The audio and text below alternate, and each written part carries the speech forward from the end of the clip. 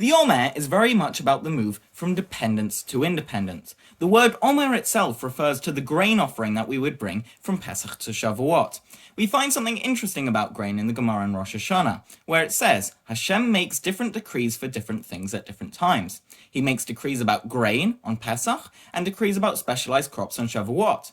Now, most of the grain within Judea was from foreign imports, either from Egypt or Mesopotamia, whereas our specialized crops tended to be native. Here we can see one aspect of the move from dependence to independence. We also see it in the events themselves. Between Pesach and Shavuot, the Jews had to rely on Hashem and Moshe's rulings, Hashem having to speak to us for us to get our rulings. However, on Shavuot, he gave us the Torah, and now we can ourselves.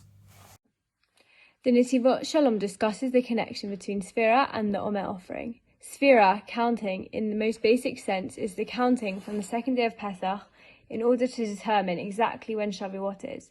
We count 49 days between remembering Yetziat Mitzrayim and celebrating receiving the Torah.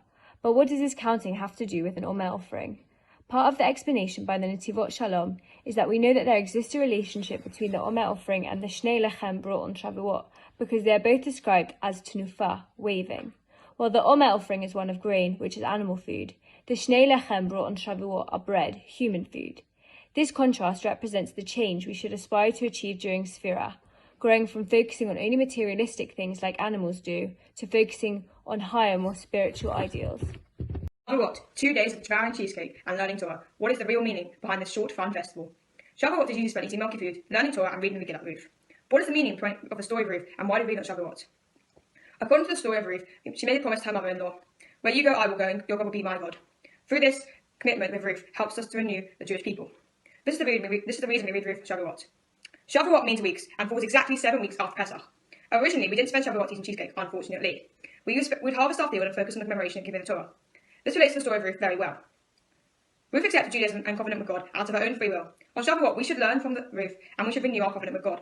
Think about how much of our lives focus on God, and how much focus about thinking about ourselves. Maybe it's time we took on a new mitzvah to add to our daily routine. By doing this, we are truly celebrating the special, vast Torah we have.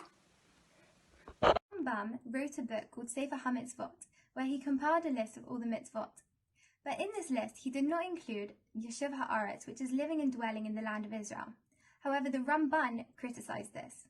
The Ramban held the opinion that observance of any mitzvah in Israel is different to outside of Israel. The mitzvot acquire their full significance. He holds that we only practice mitzvot outside of Israel in preparation and for practice when we come to Israel.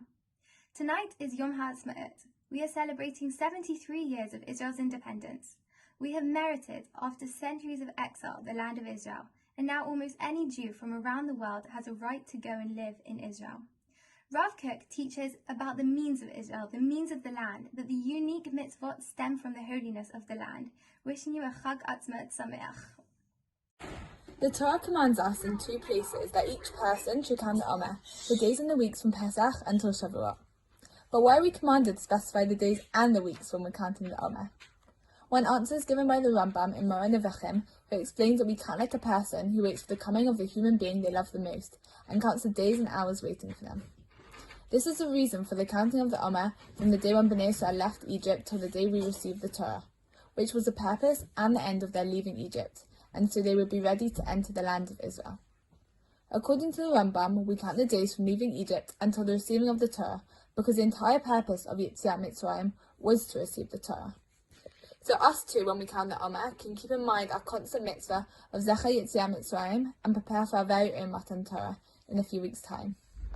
Today we have experienced the celebrations and thanksgiving of Yom HaAtzmaut.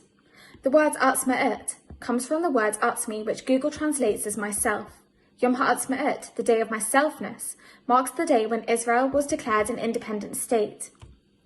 The State of Israel, since its birth in 1948, has not only looked inwards to rescue, safeguard and protect Jewish people from the 4 corners of the world, but has also looked outwards to contribute to the global community. Israel is at the forefront of advances in science, defence, agriculture, ecology and energy. Perhaps more importantly, Israel is so often first in line to send help and aid countries in trouble without fuss or conditions. Israel continues to fiercely defend and protect itself, Atzmaut, but at the same time reach out to help the wider world, a real Or LaGoyim, a light unto the nations.